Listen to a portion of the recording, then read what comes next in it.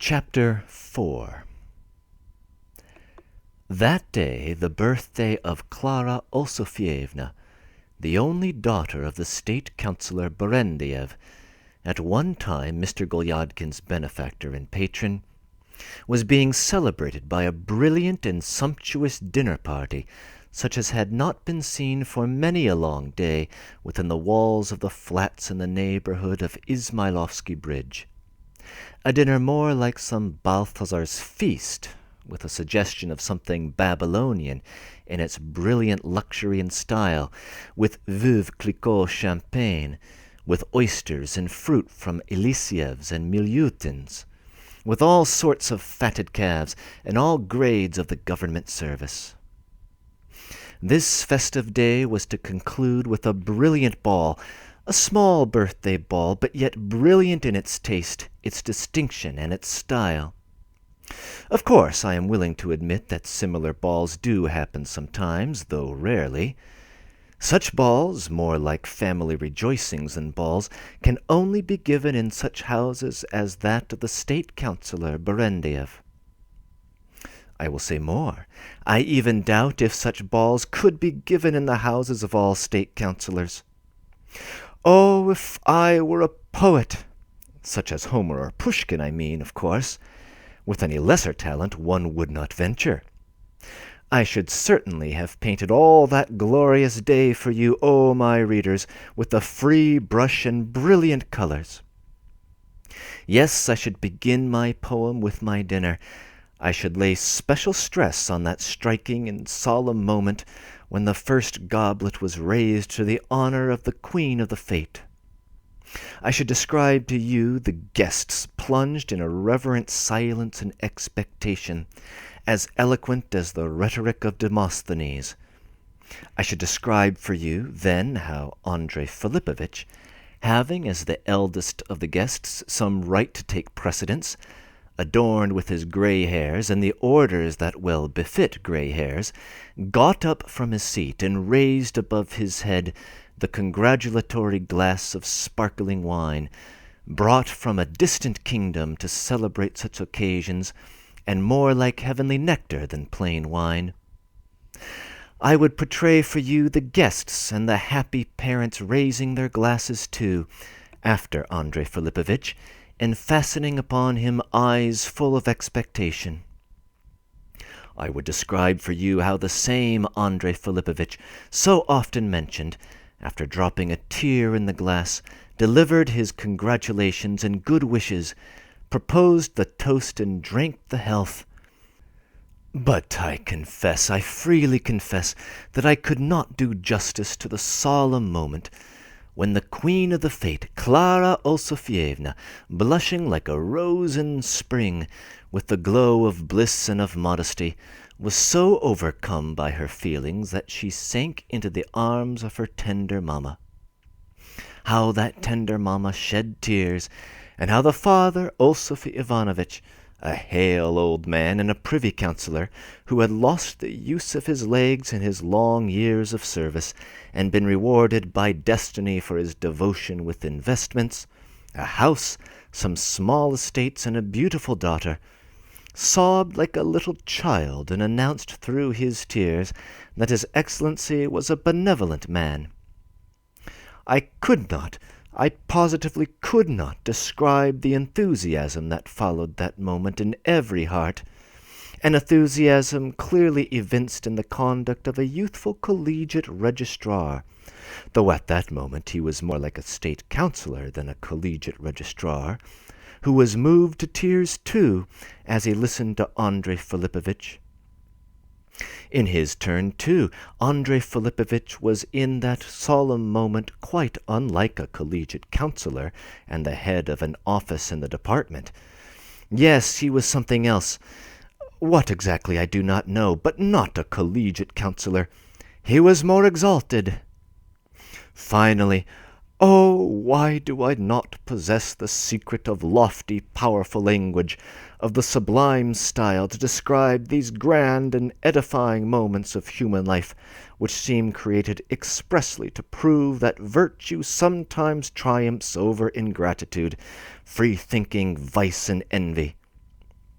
I will say nothing, but in silence, which will be better than any eloquence, I will point to that fortunate youth just entering on his 26th spring, to Vladimir Semyonovitch, Andrei Filipovitch's nephew, who in his turn now rose from his seat, who in his turn proposed a toast, and upon whom were fastened the tearful eyes of the parents, the proud eyes of Andrei Filipovitch, the modest eyes of the queen of the fete, the solemn eyes of the guests, and even the decorously envious eyes of some of the young man's youthful colleagues. I will say nothing of that, though I cannot refrain from observing that everything in that young man, who was indeed, speaking in a complimentary sense, more like an elderly than a young man, everything, from his blooming cheeks to his accessorial rank, seemed almost to proclaim aloud the lofty pinnacle a man can attain through morality and good principles. I will not describe how Anton Antonovitch Satochkin, a little old man as gray as a badger, the head clerk of a department, who was a colleague of Andrei Filipovitch's, and had once been also of Osify Ivanovitch's, and was an old friend of the family and Clara Osofievna's godfather, in his turn proposed a toast, crowed like a cock, and cracked many little jokes. How by this extremely popular breach of propriety, if one may use such an expression, he made the whole company laugh till they cried, and how Clara Osofievna, at her parents' bidding, rewarded him for his jocularity and politeness with a kiss. I will only say that the guests, who must have felt like kinsfolk and brothers after such a dinner, at last rose from the table, and the elderly and more solid guests, after a brief interval spent in friendly conversation, interspersed with some candid, though of course very polite and proper observations, went decorously into the next room, and, without losing valuable time, promptly divided themselves up into parties, and, full of the sense of their own dignity, installed themselves at tables covered with green baize. Meanwhile, the ladies established in the drawing-room suddenly became very affable, and began talking about dress materials. And the venerable host, who had lost the use of his legs in the service of loyalty and religion, and had been rewarded with all the blessings we have enumerated above, began walking about on crutches among his guests, supported by Vladimir Semyonovitch and Clara Osofievna, and he, too, suddenly becoming extremely affable, decided to improvise a modest little dance, regardless of expense. To that end, a nimble youth, the one who was more like a state councillor than a youth, was dispatched to fetch musicians, and musicians to the number of 11 arrived, and exactly at 8:30 struck up the inviting strains of a French quadrille, followed by various other dances. It is needless to say that my pen is too weak, dull, and spiritless to describe the dance that owed its inspiration to the genial hospitality of the grey-headed host. And how, I ask, can the modest chronicler of Mr. Golyadkin's adventures, extremely interesting as they are in their own way, how can I depict the choice and rare mingling of beauty, brilliance, style, gaiety, polite solidity and solid politeness, sportiveness, joy, all the mirth and playfulness of these wives and daughters of petty officials, more like fairies than ladies, in a complimentary sense, with their lily shoulders and their rosy faces, their ethereal figures, their playfully agile, homeopathic, to use the exalted language appropriate, little feet. How can I describe to you, finally, the gallant officials, their partners, gay and solid youths, steady, gleeful, decorously vague, smoking a pipe in the intervals between the dancing in a little green room apart, or not smoking a pipe in the intervals between the dances, every one of them with a highly respectable surname and rank in the service, all steeped in a sense of the elegant and a sense of their own dignity, almost all speaking French to their partners, or if Russian, using only the most well-bred expressions, compliments and profound observations, and only in the smoking-room permitting themselves some genial lapses from this high tone, some phrases of cordial and friendly brevity, such, for instance, as, "'Pon my soul, Petka, you rake, you did kick off that polka in style," or, "I say, Vasya, you dog, you did give your partner a time of it." For all this, as I've already had the honor of explaining, oh, my readers, my pen fails me, and therefore I am dumb. Let us rather return to Mr. Golyadkin, the true and only hero of my very truthful tale. Breaking in. What I just read is a single paragraph spanning about 3.5 pages. Here, Dostoevsky's exaggerated tone is poking fun at the pretensions of this bureaucratic society, and indirectly at Golyadkin himself, whose sole ambition in life is to break into it. We see a bit of Gogol's influence here. End of comments. The fact is that he found himself now in a very strange position, to say the least of it. He was here also, gentlemen. That is, not at the dance, but almost at the dance. He was all right, though he could take care of himself. Yet at this moment he was a little astray. He was standing at that moment, strange to say, on the landing of the back stairs to Osify Ivanovitch's flat. But it was all right, his standing there. He was quite well. He was standing in a corner, huddled in a place which was not very warm, though it was dark, partly hidden by a huge cupboard and an old screen in the midst of rubbish, litter, and odds and ends of all sorts, concealing himself for the time being and watching the course of proceedings as a disinterested spectator. He was only looking on now, gentlemen. He too, gentlemen, might go in, of course. Why should he not go in? He had only to take one step and he would go in, and would go in very adroitly. Just now, though he had been standing nearly 3 hours between the cupboard and the screen, in the midst of the rubbish, litter, and odds and ends of all sorts, he was only quoting in his own justification a memorable phrase from the French minister Viel, "All things come in time to him who has the strength to wait." Mr. Golyadkin had read this sentence in some book on quite a different subject, but now very aptly recalled it. The phrase, to begin with, was exceedingly appropriate to his present position, and indeed, why should it not occur to the mind of a man who had been waiting for almost 3 hours in the cold and the dark in expectation of a happy ending to his adventures? After quoting very appropriately the phrase of the French minister, Viel, Mr. Golyadkin immediately thought of the Turkish vizier, Martzimerie, as well as the beautiful Marquess Louisa, whose story he had read also in some book. Then it occurred to his mind that the Jesuits made it their rule that any means were justified if only the end were attained. Fortifying himself somewhat with this historical fact, Mr. Golyadkin said to himself, what were the Jesuits? The Jesuits were every one of them very great fools, that he was better than any of them, that if only the refreshment-room would be empty for 1 minute, the door of the refreshment-room opened straight into the passage to the back stairs, where Mr. Golyadkin was in hiding now, he would, in spite of all the Jesuits in the world, go straight in, first from the refreshment-room into the tea-room, then into the room where they were now playing cards, and then straight into the hall where they were now dancing the polka.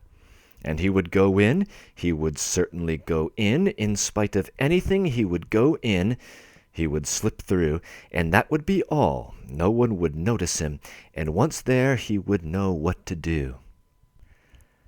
Well, so this is the position in which we find the hero of our perfectly true story. though indeed it is difficult to explain what was passing in him at that moment. The fact is that he had made his way to the back stairs, and to the passage, on the ground that, as he said, why shouldn't he? And everyone did go that way. But he had not ventured to penetrate further. Evidently he did not dare to do so. Not because there was anything he did not dare, but just because he did not care to, because he preferred to be in hiding. So here he was, waiting now for a chance to slip in, and he had been waiting for it 2 hours and a half. Why not wait? Viel himself had waited. But what had Viel to do with it? Thought Mr. Golyadkin. How does Viel come in? But how am I to go and walk in? Ack, you dummy, said Mr. Golyadkin, pinching his benumbed cheek with his benumbed fingers. What a little fool you are! What a nonentity! Golyadka! That's the kind of last name you have. But these compliments paid to himself were only by the way, and without any apparent aim. Now he was on the point of pushing forward and slipping in. The refreshment room was empty, and no one was in sight. Mr. Golyadkin saw all this through the little window. In 2 steps he was at the door, and had already opened it. Should he go in or not? Come, should he or not? I'll go in. Why not? To the bold always lie open. Reassuring himself in this way, our hero suddenly and quite unexpectedly retreated behind the screen. No, he thought. Now somebody's coming in. Yes, they've come in.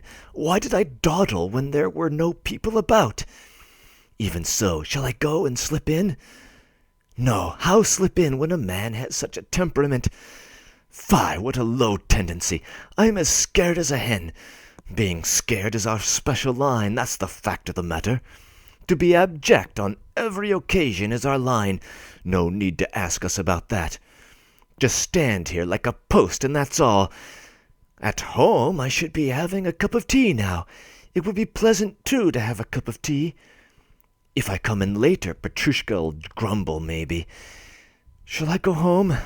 Damnation take all this. I'll go, and that'll be the end of it. Reflecting on his position in this way, Mr. Golyadkin dashed forward as though someone had touched a spring in him. In 2 steps he found himself in the refreshment room, flung off his overcoat, took off his hat, hurriedly thrust these things into a corner, straightened himself and smoothed himself down. Then he moved on to the tea-room, and from the tea-room darted into the next room, slipped almost unnoticed between the card-players, who were at the tip-top of excitement. Then Mr. Golyadkin forgot everything that was going on about him, and went straight as an arrow into the drawing-room. As luck would have it, they were not dancing. The ladies were promenading up and down the room in picturesque groups. The gentlemen were standing about in 2s and 3s, or flitting about the room engaging partners. Mr. Golyadkin noticed nothing of this. He saw only Clara Osofievna, near her Andrei Filipovitch, then Vladimir Semyonovitch, 2 or 3 officers, and finally 2 or 3 other young men who were also very interesting and, as anyone could see at once, were either very promising or had actually done something. He saw someone else too, or rather he saw nobody and looked at nobody, but moved by the same spring which had sent him dashing into the midst of a ball to which he had not been invited, he moved forward, and then forwarder and forwarder. On the way he jostled against a councillor and trod on his foot, and incidentally stepped on a very venerable old lady's dress and tore it a little, pushed against a servant with a tray, and then ran against somebody else, and, not noticing all this, or rather noticing it, but at the same time looking at no one, pressing further and further forward, he suddenly found himself facing Clara Osofievna. There is no doubt whatever that he would, with the utmost delight, without winking an eyelid, have sunk through the earth at this moment. But what has once been done cannot be recalled, can never be recalled. But what was he to do? "If I fail, I don't lose heart. If I succeed, I persevere." Mr. Golyadkin was, of course, not one to intrigue, and not accomplished in the art of polishing the floor with his boots. And so indeed it proved. Besides, the Jesuits had some hand in it too, though Mr. Golyadkin had no thoughts to spare for them now. All the moving, noisy, talking, laughing groups were suddenly hushed, as though at a signal, and, little by little, crowded round Mr. Golyadkin. He, however, seemed to hear nothing, to see nothing. He could not look. He could not possibly look at anything. He kept his eyes on the floor, and so stood, giving himself his word of honor, in passing, to shoot himself one way or another that night. Making this vow, Mr. Golyadkin inwardly said to himself, "Here goes," and to his own great astonishment began unexpectedly to speak. He began with congratulations and polite wishes. The congratulations went off well, but over the good wishes our hero stammered. He felt that if he stammered all would be lost at once, and so it turned out. He stammered and floundered. Floundering, he blushed crimson. Blushing, he was overcome with confusion. In his confusion he raised his eyes. Raising his eyes, he looked about him. Looking about him, he almost swooned. Everyone stood still. Everyone was silent. Everyone was waiting. A little way off there was whispering. A little nearer there was laughter. Mr. Golyadkin fastened a humble, imploring look on Andrei Filipovitch. Andrei Filipovitch responded with such a look that if our hero had not been utterly crushed already, he certainly would have been crushed a second time. That is, if that were possible. The silence lasted long. "This is rather concerned with my domestic circumstances and my private life, Andrei Filipovitch," our hero, half dead, articulated in a scarcely audible voice. "It is not an official incident, Andrei Filipovitch." "For shame, sir, for shame!" Andrei Filipovitch pronounced in a half-whisper, with an indescribable air of indignation. He pronounced these words, and, giving Clara Osofievna his arm, he turned away from Mr. Golyadkin. "I've nothing to be ashamed of, Andrei Filipovitch," answered Mr. Golyadkin, also in a whisper, turning his miserable eyes about him, trying helplessly to discover in the amazed crowd something on which he could gain a footing and retrieve his social position. "Why, it's all right. It's nothing, gentlemen. Why, what's the matter? Why, it might happen to anyone," whispered Mr. Golyadkin, moving a little way and trying to escape from the crowd surrounding him. They made way for him. Our hero passed through 2 rows of inquisitive and wondering spectators. Fate drew him on. He felt that himself, that fate was leading him on. He would have given a great deal, of course, for a chance to be back in the passage by the back stairs without having committed a breach of propriety. But as that was utterly impossible, he began trying to creep away into a corner and to stand there, modestly, decorously apart, without interfering with anyone, without attracting especial attention, but at the same time to win the favorable notice of his host and the company. At the same time, Mr. Golyadkin felt as though the ground were giving way under him, as though he were staggering, falling.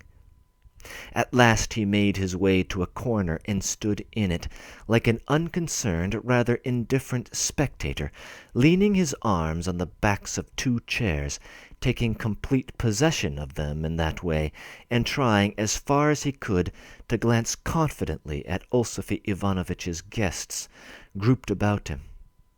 Standing nearest him was an officer, a tall and handsome fellow, beside whom Golyadkin felt himself an insect.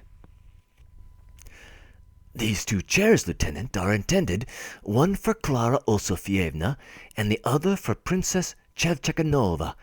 I'm taking care of them for them," said Mr. Golyadkin breathlessly, turning his imploring eyes on the officer. The lieutenant said nothing, but turned away with a murderous smile.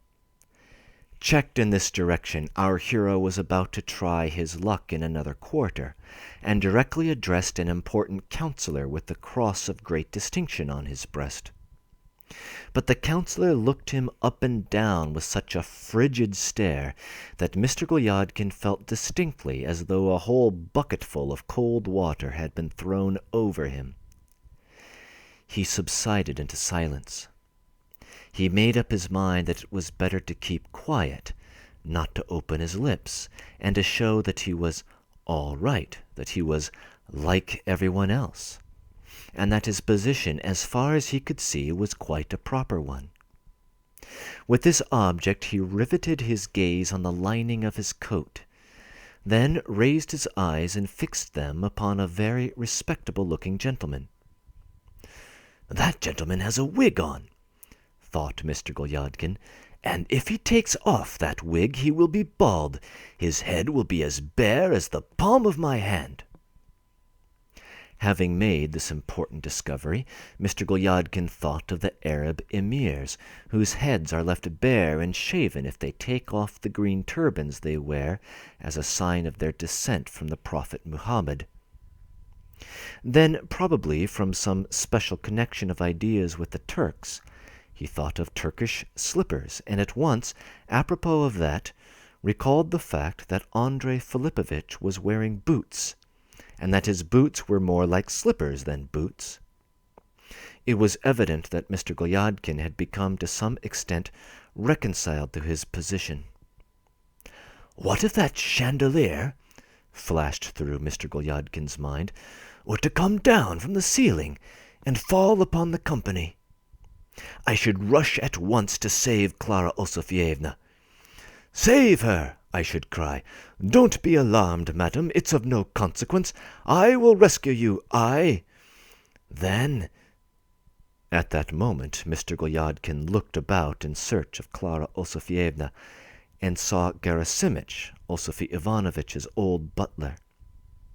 Gerasimych, with a most anxious and solemnly official air, was making straight for him.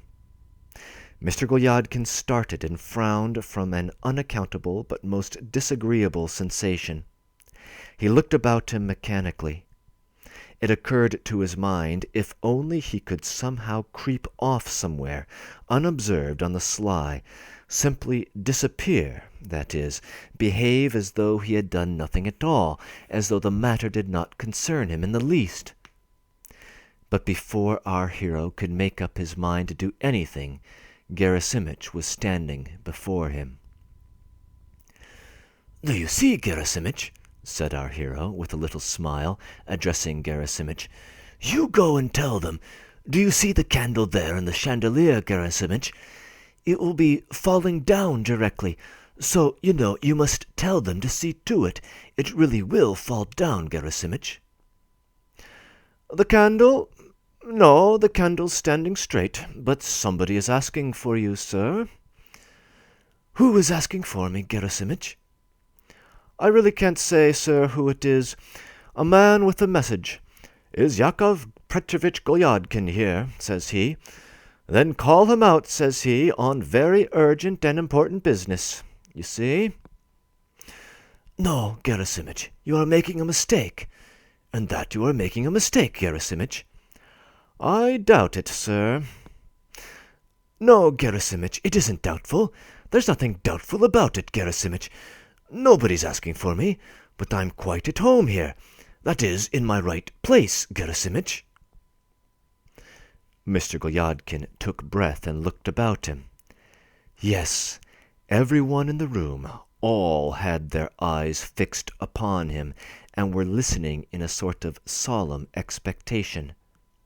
The men had crowded a little nearer and were all attention.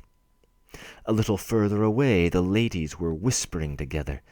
The master of the house made his appearance at no great distance from Mr. Golyadkin, and though it was impossible to detect from his expression that he, too, was taking a close and direct interest in Mr. Golyadkin's position, for everything was being done with delicacy, yet, nevertheless, it all made our hero feel that the decisive moment had come for him. Mr. Golyadkin saw clearly that the time had come for a bold stroke, the chance of putting his enemies to shame. Mr. Golyadkin was in great agitation. He was aware of a sort of inspiration, and, in a quivering and impressive voice, he began again, addressing the waiting butler. "No, my dear fellow, no one's calling for me. You are mistaken. I will say more. You were mistaken this morning, too, when you dared to assure me, I say," he raised his voice, "that Osofy Ivanovitch, who has been my benefactor as long as I can remember, and has, in a sense, been a father to me, was shutting his door upon me at the moment of solemn family rejoicing for his paternal heart." Mr. Golyadkin looked about him complacently, but with deep feeling. A tear glittered on his eyelash. "I repeat, my friend," our hero concluded, "you were mistaken. You were cruelly and unpardonably mistaken." The moment was a solemn one. Mr. Golyadkin felt that the effect was quite certain. He stood with modestly downcast eyes, expecting Osofy Ivanovitch to embrace him. Excitement and perplexity were apparent in the guests. Even the inflexible and terrible Gerasimych faltered over the words, "I doubt it," when suddenly the ruthless orchestra, apropos of nothing, struck up a polka. All was lost, all was scattered to the winds. Mr. Golyadkin started. Gerasimych stepped back. Everything in the room began undulating like the sea, and Vladimir Semyonovitch led the dance with Clara Osofievna, while the handsome lieutenant followed with Princess Chevchakanova. Onlookers, curious and delighted, squeezed in to watch them dancing the polka, an interesting, fashionable new dance which everyone was crazy over. Mr. Golyadkin was, for the time, forgotten. But suddenly all were thrown into excitement, confusion, and bustle. The music ceased. A strange incident had occurred. Tired out with the dance and almost breathless with fatigue, Clara Osofievna, with glowing cheeks and heaving bosom, sank into an armchair, completely exhausted. All hearts turned to the fascinating creature. All vied with one another in complimenting her and thanking her for the pleasure conferred on them. All at once there stood before her Mr. Golyadkin. He was pale, extremely perturbed. He, too, seemed completely exhausted. He could scarcely move. He was smiling for some reason. He stretched out his hand imploringly. Clara Osofievna was so taken aback that she had not time to withdraw hers, and mechanically got up at his invitation. Mr. Golyadkin lurched forward, first once, then a second time, then lifted his leg, then made a scrape, then gave a sort of stamp, then stumbled. He, too, wanted to dance with Clara Osofievna. Clara Osofievna uttered a shriek. Everyone rushed to release her hand from Mr. Golyadkin's, and in a moment our hero was carried almost 10 paces away by the rush of the crowd. A circle formed round him too. Two old ladies, whom he had almost knocked down in his retreat, raised a great shrieking and outcry. The confusion was awful. All were asking questions. Everyone was shouting. Everyone was finding fault. The orchestra was silent. Our hero whirled round in a circle and mechanically, with a semblance of a smile, muttered something to himself, such as, "Why not?" and "that the polka, so far at least as I could see, was a new and very interesting dance, invented for the diversion of the ladies. But that since things had taken this turn, I am ready to consent." But Mr. Golyadkin's consent no one apparently thought of asking. Our hero was suddenly aware that someone's hand was laid on his arm, that another hand was pressed against his back, that he was with peculiar solicitude being guided in a certain direction. At last he noticed that he was going straight to the door.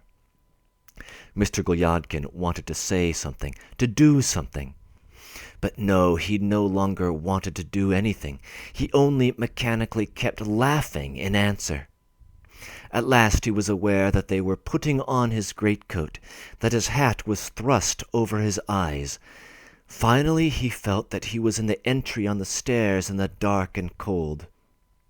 At last he stumbled. He felt that he was falling down a precipice. He tried to cry out, and suddenly found himself in the courtyard. The air blew fresh on him. He stood still for a minute. At that very instant the strains reached him of the orchestra striking up again. Mr. Golyadkin suddenly recalled it all. It seemed to him that all his flagging energies came back to him again. He had been standing as though riveted to the spot, but now he started off and rushed away headlong, anywhere, into the air, into freedom, wherever chance might take him.